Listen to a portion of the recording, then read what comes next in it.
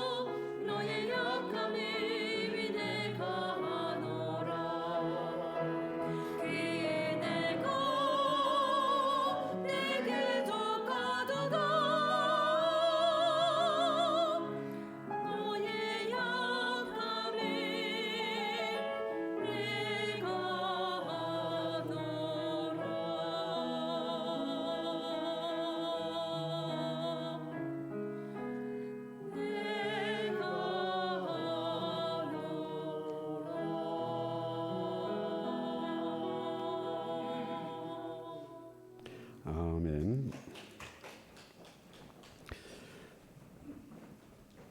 하늘에 계신 우리 아버지, 이 시간도 주의 은혜와 진리가 가득하게 없어서 성령 충만해서 이 귀한 말씀을 깨달아 믿어지게 하시고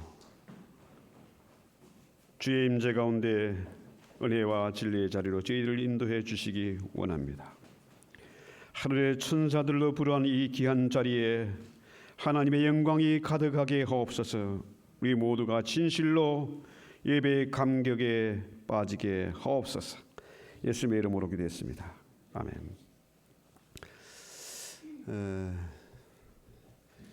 요즘 참 세상이 복잡하고 바쁘고 다들 피곤하게 살아가는데요. 현대 사회에서 주일날 교회에 나온 게 참 쉽지 않습니다. 그런데 왜 여기에 나오셨을까? 무엇 때문일까요? 주님의 십자가 부활 때문입니다. 예수님의 그 십자가 부활은 하나의 묶음입니다. 그죠? 죽음 없이는 부활이 없잖아요. 그래서 우리 신앙을 이끌어가는 이 두 개의 수레바퀴가 바로 뭐냐? 십자가와 부활이다. 그죠? 이게 기독교의 중심 메시지. 이게 없으면은 아무것도 아닙니다. 그 외에 다른 것은 부수적인 것이지 가장 중요한 것은 뭐냐? 십자가와 부활이라는 거죠. 그 문제는 사람들이 이 십자가와 부활에 대해서 별 관심이 없어. 세상 사람들은 그렇다 치고 우리 교회 안에서도 이것을 잘 인식을 못한다는 거죠. 별로 관심이 없다. 왜? 우리의 현재 생활과 별 상관이 없어 보이거든요. 자, 이 부활이라는 것은 뭡니까? 증명이 불가능해요. 저는 수학을 참 싫어했거든요. 왜? 어릴 때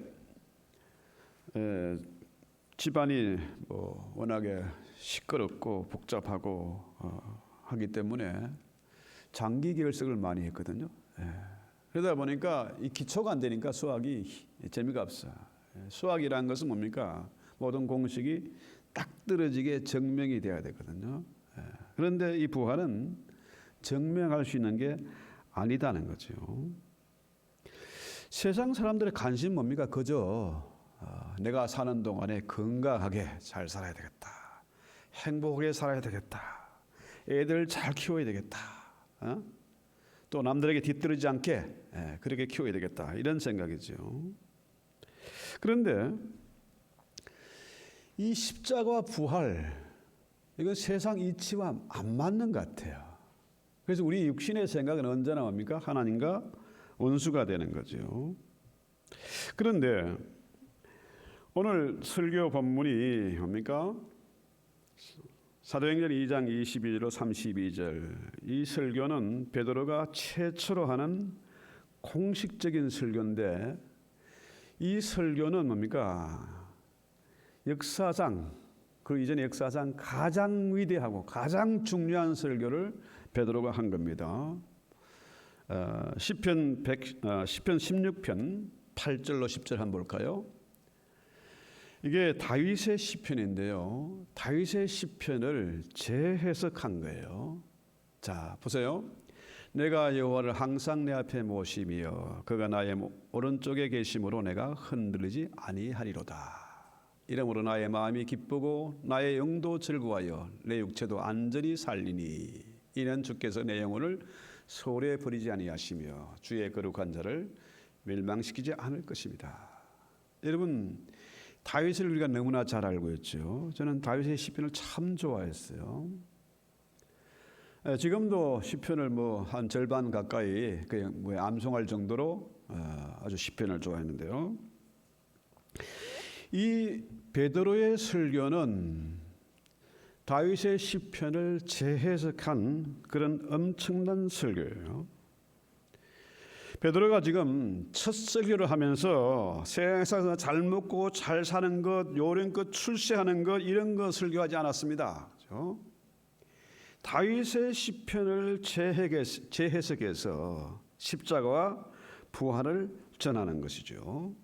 자, 오늘 읽은 본문의 말씀과 시편 16편의 말씀이 똑같잖아요. 이게 번역이 라틴어, 영어, 뭐 헬라, 히브리어 번역을 하다 보니까 단어가 조금 틀릴 뿐이지 전체적으로 내용이 같은 겁니다. 그래서 23절 오늘 본문 볼까요? 사도행전 2장 23절. 하나님의 정하신 뜻과 미리 아신 대로 너희가 법 없는 자는 이방인들이죠. 하나님 율법이 없는 자들, 이방인 빌라도의 손을 빌려서 못 박아 주겠다. 그죠? 그러니까 이스라엘이 그 당시 특권층, 기득권층이 누굽니까? 제사장과 이 사두개파 서기관들, 당시 여러 지도층들, 이 이스라엘의 종교 세력과 로마의 정치 세력이 야합을 해가지고 예수를 십자가에 달아 죽였습니다. 자, 이스라엘이 기다리는 메시아는 어떤 메시아입니까? 다윗과 같은 메시아, 그죠? 그 메시아를 애타게 기다리고 있었어요. 그런데 이 땅에 오신 예수님을 그들이 왜 메시아로 오신 그 예수님을 왜 십자가에 달아 죽였을까? 그죠? 자, 그렇게 성경을 잘 알고 메시아를 기다리던, 더구나 다윗과 같은 메시아를 기다린 그들이 왜 예수를 십자가에 처형했을까? 그죠? 그 해답은 뭡니까? 정답은 바로 비밀이다. 메시아는, 예수님은 시크릿이에요. 미스테리하는 게 이 시크릿. 도무지 들춰 보여주지 않으면 깨닫지 못하는 것, 보지 못하는 예수가 바로 비밀이란 거죠. 놀랍게도 베드로는 뭡니까? 우리가 잘 아는 대로 무식한 사람이고 실수가 많은, 허물이 많은 그런 사람이라. 그런데 이 베드로는 오순절날 성령의 충만을 입으니까 어떻게 해요? 아하, 이 다윗의 시편이 16편이 바로 예수님의 십자가 부활을 의미하는 것이구나. 이렇게 해석을 하는 겁니다. 성경을 재해석하는 거예요. 성경 박사들도 알지 못하는 것을 이 베드로는 어떻게 해요? 그 무식한 베드로가 이 엄청난 것을 끄집어내서 논리적으로 아주 정확하게 설교를 하니까 사람들이 미치는 거죠. 자, 잠언서 16장 4절 보면은 여호와께서 온갖 것을 그 쓰임에 적당하게 지으셨으니 악인도 악한 날에 적당하게 하셨느니라. 자, 세상 모든 일에는 원인이 있습니다. 그죠? 어느 경우에도 역사상 어느 경우에도 우연은 없습니다. 하나님의 프로비덴스, 섭리 가운데 이루어진 일이에요. 그래서 악인도 악한 날에 적당하게 쓰임을 받는 것이고, 그죠? 또 선한 사람들은 어려운 사람들로 쓰임을 받는 거예요. 하나님이 그렇게 만드신 것입니다. 그런마다 용도가 있듯이 하나님께서도 선한 일에는 선한 자를 통해서 일하시고 악한 일에는 악한 자를 통해서 이루어 가신다. 그래서 우리가 정말 중요하게 생각하는 것은 뭡니까? 이 세상에 우연은 없다. 모든 것이 하나님의 섭리 가운데 있다. 제가 지금까지 살아오면서 제가 원하는 것은 하나도 안 이루어졌어요. 오직 하나님의 뜻만 영원히 이루어지는 거예요. 이걸 인정하지 않을 수가 없습니다. 자, 24절 보면요. 하나님께서 그를 사망의 고통에서 풀어 살리셨으니 이는 그가 사망에 매여 있을 수 없었습니다. 그죠? 이 십자가 부활 누가 한 일입니까? 하나님이 하신 일이라. 이거 사람이 한 일이 아니다 하는 거죠. 유대인들이 유대 권력이 로마의 정치 권력과 야합해서 예수를 십자가에 달아 죽였지만은 그 일은 누가 한 일이냐? 결국은 하나님이 하신 일이다 하는 거죠. 여러분, 세상에서 많은 사람들이 잘 먹고 잘 살기를 원하고 또 행복하기를 원해요. 그런데요, 세상의 즐거움은 잠깐입니다. 아무리 좋은 집에 들어가 살아도 그것이 어떻게 해요? 잠깐이라. 며칠은 기분 좋은데 그 다음에는 더 좋은 것, 더 많은 것, 더 큰 것, 이걸 원하는 거죠. 아무리 고급 명차를 타고 있어도, 그죠? 그게 그 행복 기쁨은 그 진짜 기쁨, 진짜 행복인지 모르지만은 그 잠깐이에요. 우리 인간이 하나님의 형상으로 지음받은 영적인 존재다는 거죠. 동물에게는, 짐승에게는 영이 없어요. 우리 인간만 영혼이 있다. 이 말은 우리 인간에게는 양심이 있다 이 말이죠. 그래서 세상 어떤 것을 가지고도 만족하고 행복할 수 없지만은 우리가 하나님 앞에 예배할 때, 주일에 동참할 때 그때 기쁨이 있는 겁니다. 만족이 있고 진짜 행복이 있는 거죠. 그래서 다윗은 이 비밀을 알았어요. 제일 기쁘고 행복한 게 뭡니까? 하나님을 예배하고 하나님을 찬양하고 하나님의 성전을 건축하는 이 모든 것, 여기에 그는 전심전력한 사람이에요. 그래서 다윗은 어디에서 무엇하든지 어디를 가든지 심지어 전쟁터에서도 악기를 놓지 않았고 찬양을 쉬지 않았고 기도를 쉬지 않았어요. 자, 다윗이 오늘 본문 25절 볼까요? 25절부터 27절. 다윗이 그를 가리켜 이르되 내가 항상 내 앞에 계신 주를 배웠으며 나로 요동하지 않게 하기 위하여 그가 내 우편에 계시도다. 자, 이게 다윗의 시편인데요. 놀랍지 않습니까? 다윗은 뭐라 그래요? 항상 주님이 자기와 내 앞에 계신 것을 늘 뭡니까? 본다는 거죠. 구약 시대의 다윗이 임마누엘 예수님을 늘 모시고 살았다 이 말입니다. 자, 여러분 부활 신앙을 가진 사람이 2000년 기원년 2000 예수님 나기 기원전 2000년 전에 아브라함과 이삭이 아무래도 부활 신앙을 가졌겠죠. 부활 신앙이 있었으니까 이삭을 바칠 수 있었고 히브리에서도 보면은 자기 때를 주님의 때를 기뻐했다. 그죠? 그런데 이 다윗은 아브라함 이후에 1000년 후의 사람이에요. 그러니까 예수님이 태어나기 1000년 전의 사람입니다. 다윗은. 자, 1000년 후에 다윗의 후손으로 메시아가 올 것을 하나님이 맹세하고 약속했거든요. 자, 하나님이 맹세가 필요 없는 분이라. 그런데 천지를 창조하신 하나님, 만왕의 왕이신 그 하나님이 맹세할 필요가 있나?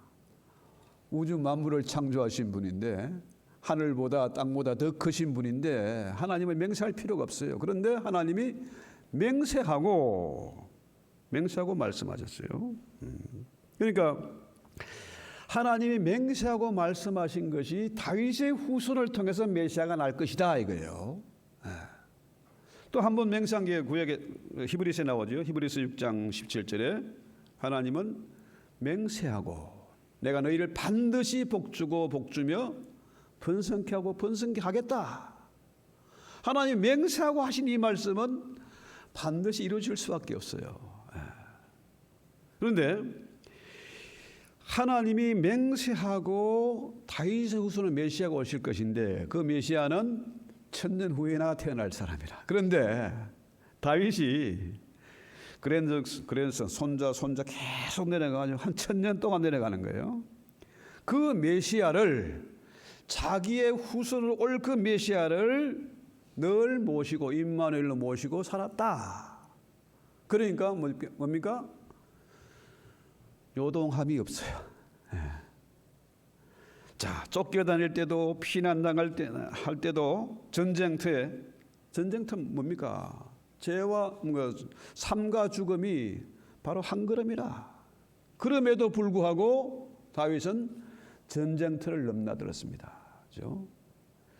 친구가 배신하고 부하가 배신하고 심지어 자식놈이 배신을 때려도 요동치 않았다. 그렇죠? 엄청난 거 아닙니까? 골리앗과 맞서서도 그는 뭡니까? 하나님의 임재, 임마누엘을 믿었기 때문에 그렇죠? 흔들림이 없었다. 그렇죠? 그래서 지금 시편 16편 이건 뭡니까? 자, 2000년 전에 아브라함과 또 1000년 전에 태어날 그 다윗, 그죠? 구약 시대 두 인물이 만나는 거죠. 그러면서 뭡니까? 부활을 노래하는 겁니다.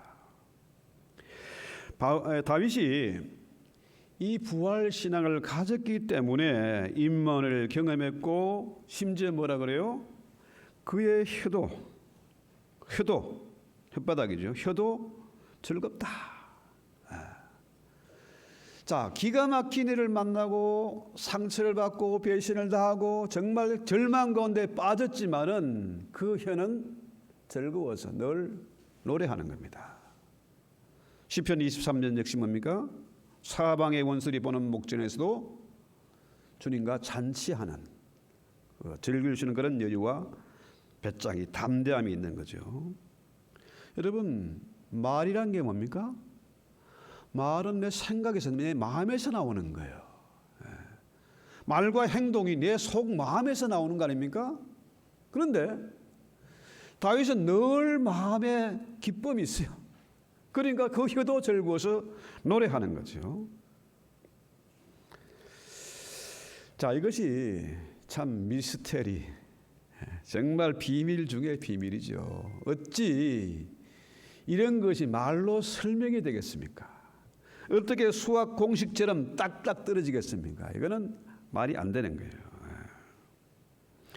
그래서 28절 보면요,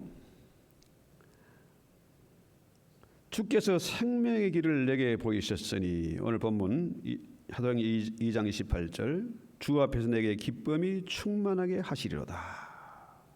형제가 내가 조상 다윗에 대하여 담대히 말할 수 있으니 다윗이 죽어 장사되어 그 묘가 오늘까지 우리 중에 있도다. 그는 선지자라 하나님이 이미 맹세하사 그 자손 중에서 한 사람을 그 위에 앉기를 하심 알고 미리 본 거로 그리스도의 부활을 말하되 그가 음부의 불입이 되지 않고 그 육신이 썩음을 당하지 아니하리라. 놀랍지 않습니까? 정말 놀라운 말씀이에요. 다윗이 천년 후에 태어날 그 메시아를 바라보고 다윗이 이미 예언을 한 내용입니다. 십자가와 부활을 예언한 내용이라. 그렇죠? 자, 다윗이 자기 얘기를 할 것 같으면은 이게 말이 안 되잖아요. 내가 부활할 것이다. 이건 말이 안 되잖아요. 음부의 불임을 받지 않을 것이다. 이건 말이 안 돼. 다윗은 그 증거가 뭐예요? 다윗의 무덤이 있어요. 다윗이 죽어서 장사진의 무덤이 있고 성지순례 가면 지금도 그 다윗의 무덤이 있다고 그래요. 저도 가서 확인해 봐야 되는데. 그 이것은 뭡니까? 자기 얘기가 아니고 그리스도의 십자가와 부활을 예언한 내용이다. 왜? 내 무덤은 여기 있거든. 그죠? 그래서 자, 여러분 한번 상상해 보십시다. 구약 시대의 다윗은 어째서 천년 후에 태어날 메시아를 미리 바라보고 그의 십자가 부활을 예언할 수가 있었을까요? 이게 말이 안 되지 않습니까? 그러면은 다윗은 어떤 사람이냐? 다윗은 왕이잖아요. 왕이면서 동시에 제사장이라. 그 증거가 뭡니까? 제사장들만 먹는 그 떡을 뭡니까? 성전에 들어가서 그 떡을 자기만 먹은 게 아니고 배고프니까 부하들과 같이 나눠 먹었어. 만약에 다른 사람이 그랬다면 그건 바로 죽음이죠. 끝인데 다윗은 제사장들이 먹는 음식을 먹었다. 그 말은 뭐예요? 다윗이 왕이면서 동시에 제사장이다. 또 이 다윗이 천년 후에 태어날 메시아에 관한 일을 예언했다. 이거 뭡니까? 다윗은 왕이면서 제사장이면서 동시에 선지자였다. 예언가였다. 이 말이죠. 이해가 되십니까? 멍하고 계시니까 제가 재미가 하나도 없네. 자, 여러분, 베드로가, 이 무식한 베드로가 어째서 그 성경 박사들, 그 기득권층 똑똑한 사람들이 보지 못한 이 다윗의 시편을 어째서 재해석할 수가 있었을까요? 역시 뭡니까? 베드로가 예언가였다, 선지자였다 이 말이에요. 자, 그렇다면은 성경에 보면은요, 죽었다가 다시 살아나는 사람들의 얘기가 많이 나오죠. 복음서에도 보면은 자, 나인성 가부의 아들도 살아났고 또 나사로도 죽었다 살아났어요. 자, 여러분, 심지어 어떤 사람들은 죽었다가 살아났다고 하는 얘기하는 사람들 많이 있어요. 자, 이 남자가 부인의 장례식을 치르는데 관을 옮기다가 그 문지방에 걸려가지고 관을 떨어뜨렸어요, 인부들이. 그러니까 놀래가지고 이 할머니가 살아났어. 두 번째 이제 장례식을 치르는데 이 남자분이 관을 옮길 때, 얘들아 문지박 조심해라, 문지박. 이런 얘기는 뭘까요? 실제로 죽은 게 아니고 뭡니까? 죽음을 체험한 거죠. 가짜 죽음을 체험한 그런 경우가 아니겠습니까? 자, 나사로도 죽었다가 살아나는데 나사로가 예수님께 가장 먼저 한 질문이 뭘까요? 뭐 성경은 없지만은 주님, 내가 또 죽어야 됩니까? 자, 나사로나 나인생 가부의 아들이나 누구 이런 사람들이 죽었다가 살아났지만은 뭡니까? 다시 죽는 거라. 그런데 우리 예수님은 가짜로 죽은 게 아닙니다. 그렇죠? 가짜로 죽은 게 아니라 사람은 죽었다가 다시 살지 못하는 것이고 다시 살아났다 해도 다시 죽는 거라고는. 그런데 우리 예수님의 십자가와 부활은 뭐예요? 하나님의 창조를 완성하는 겁니다. 그렇죠? 새로운 세상, 전혀 새로운 질서, 새로운 생명, 영생을, 이터널 라이프를 주는 거다. 그렇죠? 영생을 얻는 거다.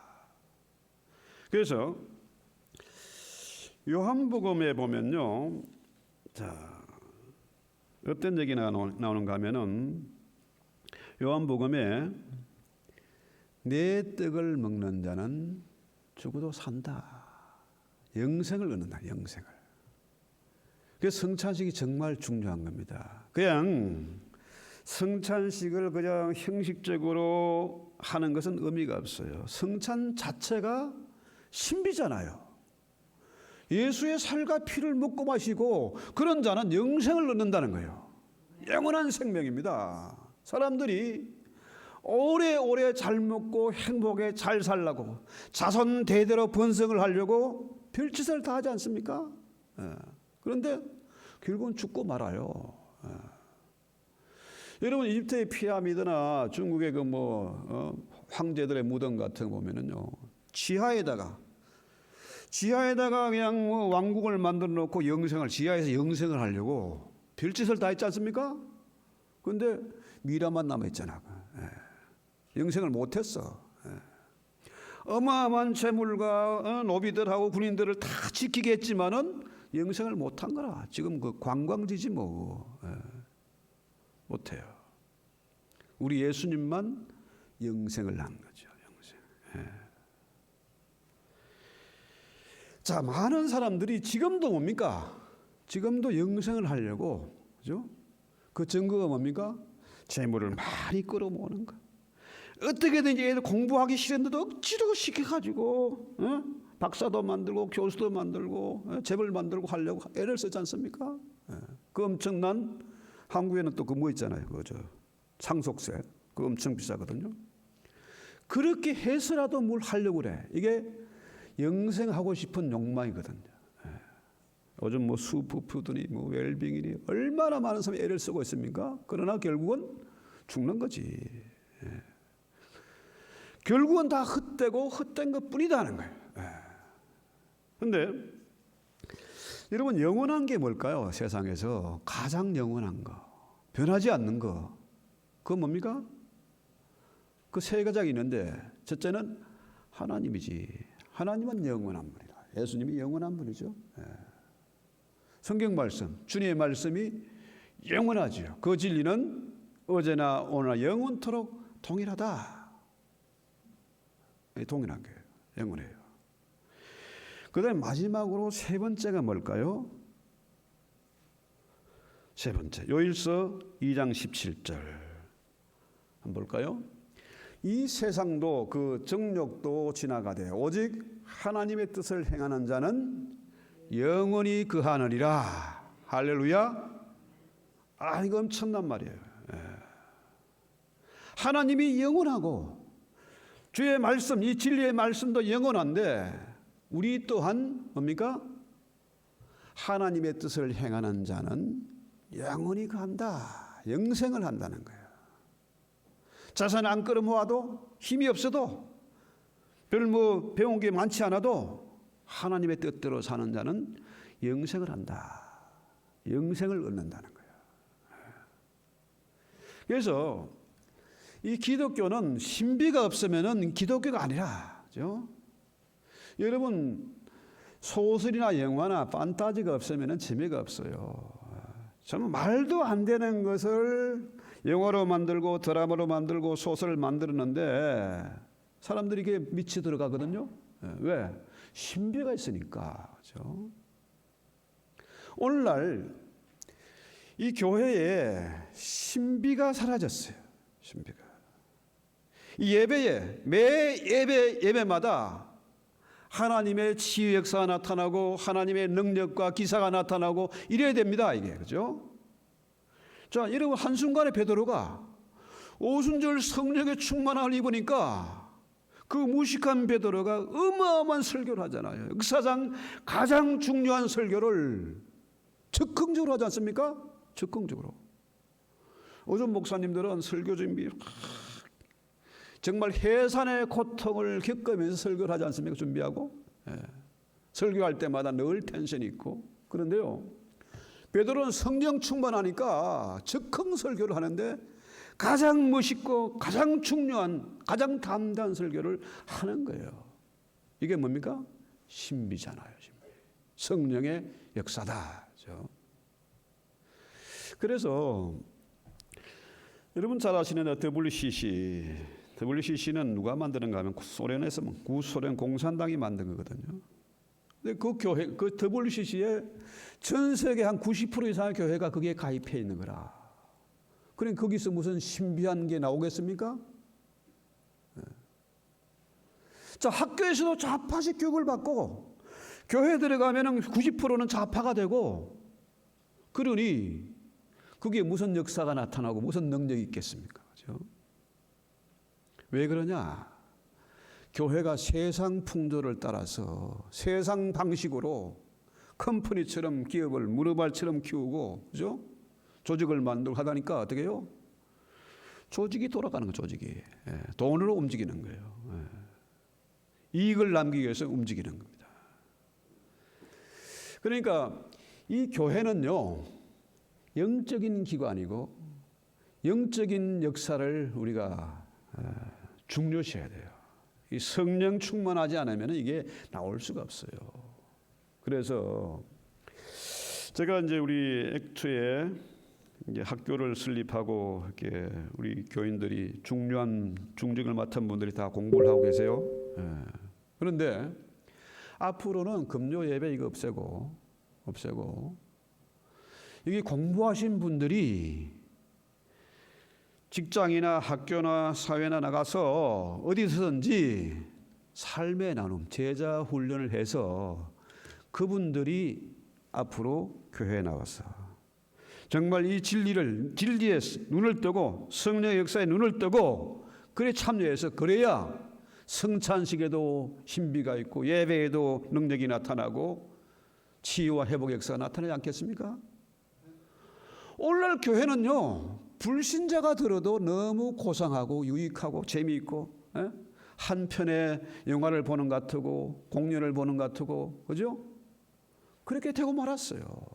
그러니까 크고 웅장한 건물을 지어야 되고 어마어마한 오케스트라 만들어야 되고 심지어 뭐 무용하고, 그죠? 이런 일들이 벌어지고 있다. 경품을 걸고 있다. 전도하는 데 경품, 댄스 한 대씩. 자, 이렇게 교회는요, 신비함이 있어야 돼요. 신비함. 그러니까 내 살을 먹고 내 피를 마시는 자는 영생을 가졌고 마지막 날에 내가 그를 다시 살리겠다. 이것이 바로 성찬식이잖아요. 성찬식. 우리가 그렇게 힘쓰고 애쓰지 않아도 주의 뜻대로 행하는 자는 영생을 얻는다. 영원히 살게 된다는 거죠. 그래서 이 베드로는 정말 무식한 어부였지만은 성령의 눈을 뜨고 영적인 세계의 눈을 뜨고 나니까 이런 어마어마한 능력 있는 설교를 하잖아요. 자, 사도행전에 10편의 설교 나오는데 베드로의 설교, 바울의 설교, 또 스데반 집사의 설교 나오잖아요. 그만큼 베드로의 역할이 엄청났다는 거죠. 자, 문제는 예수님의 부활은 도무지 증명할 수가 없어요. 증명이란 건 뭡니까? 계속해서 똑같은 데이터가 나와야 이게 증명이 되잖아요. 그죠? 과학이나 수학이나 이 증명이 돼요. 그런데 예수님의 부활은 계속되는 게 아니잖아요. 증명할 수가 없어. 이례적인 사건이라 주님만 부활하셨어요. 어떤 사이비 교주도 다 죽었는데 예수님만 부활하셨다. 그렇죠? 그래서 이 초대교회 성도들은요, 주님의 부활을 체험한 사람들이잖아요. 직접 본 사람들 아닙니까? 그죠? 12사도와 500의 형제들이 봤습니다. 주님의 부활을 봤어요. 40일 동안 주님이 부활하셔서 일하신 것을 보았습니다.